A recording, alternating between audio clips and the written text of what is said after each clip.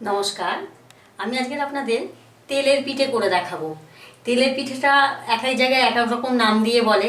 কেউ বলে গুড় পিঠা, কেউ বলে ভাজা পিঠা। আমরা তেলে ভাজি, তাই জন্য তেলের পিঠা বলি। তো এর আগে আমার দেওয়া আছে পাটিসাপটা, দেওয়া আছে দুধ পুলি, দেওয়া আছে গোকুল পিঠে দেওয়া আছে। তো আজকের আমি তেলের পিঠেটা করে দেখাবো। আর এই তেলের পিঠে করতে গেলে কি কি লাগবে প্রথমেই বলি। লাগবে আমার চালের গুঁড়ো।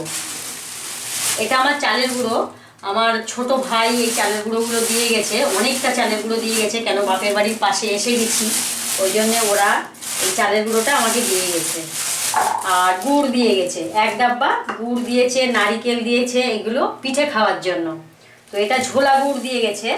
তো ঝোলা গুড় দিয়ে আমি তেলে পিঠেটা করবো। আর একটু ময়দা লাগবে, সামান্য একটু ময়দা লাগবে। তো আমি কিভাবে করব দেখাচ্ছি। প্রথমে আমি 2 কাপ মতো চালের 3 কাপ মতো চালের গুঁড়ো নিলাম। 3 কাপ চালের গুঁড়ো নিলাম। আর ময়দা নেব 2 টেবিল চামচ মতো। ময়দা বেশি দিলে কিন্তু মালপোয়া টাইপের হয়ে যাবে, ওই জন্য আমি 2 টেবিল চামচ মতো ময়দা নেব। নিয়ে এবার এতে লবণ টবণ কিছুই লাগবে না, কোনো মশলা লাগবে না। এবার আমি ঝোলা গুড়টা এতে দিয়ে দেবো।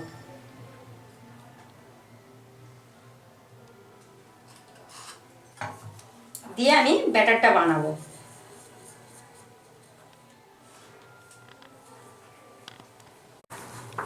আমি কিন্তু আর গুড় দেবো না, এবার গুড় দিলে কিন্তু বেশি মিষ্টি হয়ে যাবে। আমি এবার একটু জল দেব। অনেকে দুধ দিয়ে গোলে, আমি জল দিয়ে গুলবো।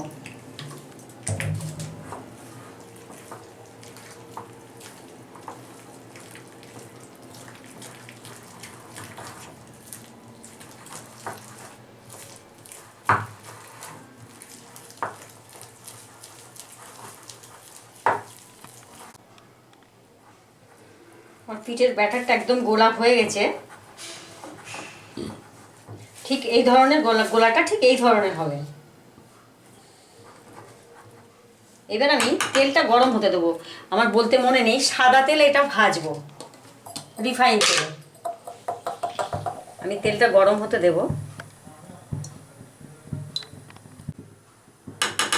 আমি ব্যাটারটা গ্লাসে ঢেলে নেবো। হাতা দিয়ে দিলে হয়, কিন্তু হাতা দিয়ে করলে অনেক জায়গায় পড়ে যাবে।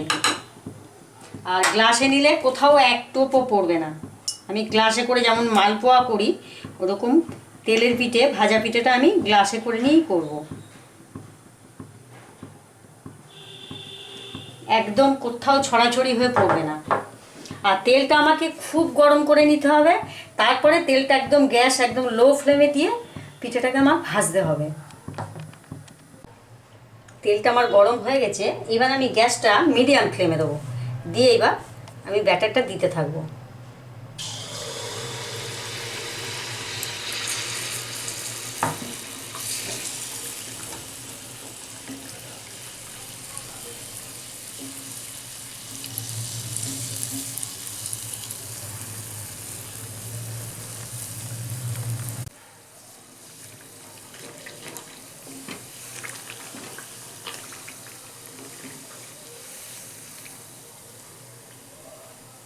একটু ভাজতে হবে, এটা ভাজা ভাজা হবে, তবেই তুলে নেব।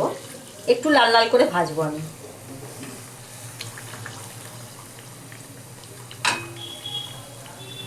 হয়ে গেছে আমার একটা পিঠা। দেখুন কি সুন্দর কানা কাটা কাটা বিস্কুটের মতো হয়েছে, একদম ব্রিটানিয়া থিন যেমন সেরকম মতো হয়েছে। আমি আর একটা দেবো।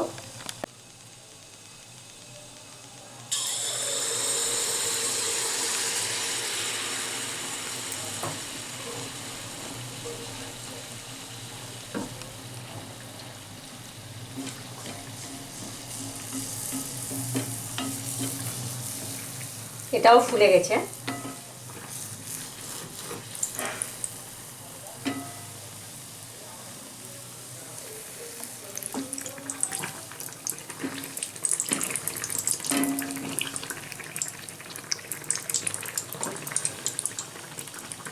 এটা কিছুটা মালপোয়ার মতনই, কিন্তু এটা চালের গুঁড়ো দিয়ে করা, আর মালপোয়াটা সুজি দিয়ে করা হয়।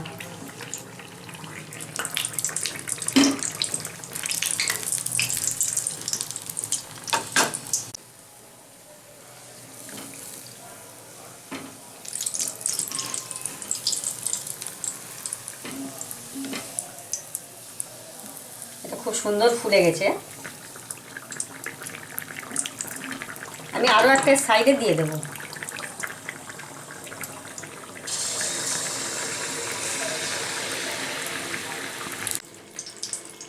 আমি এইভাবে পিঠেগুলো সব বানিয়ে নিয়েছি, মানে কিছুটা বানিয়ে নিয়েছি আর পরে আবার আমি বানাবো।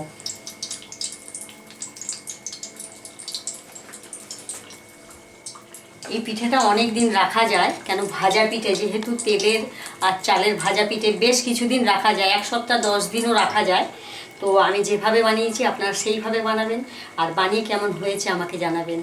আর এটা দেখে আপনারা আপনার বন্ধুবান্ধব আপনার রিলেটিভদের সাথে শেয়ার করবেন, আর রেসিপিটা দেখে আমাকে সাবস্ক্রাইব করবেন, তাহলে আমি আরও নতুন নতুন পিঠের রেসিপি আপনাদেরকে দেখাবো। কয়েকটা পিঠের রেসিপি দিতে বাকি আছে, আমি সে কটাও দিয়ে দেবো। আর এই ভিডিওটা দেখার জন্য আপনাদেরকে ধন্যবাদ।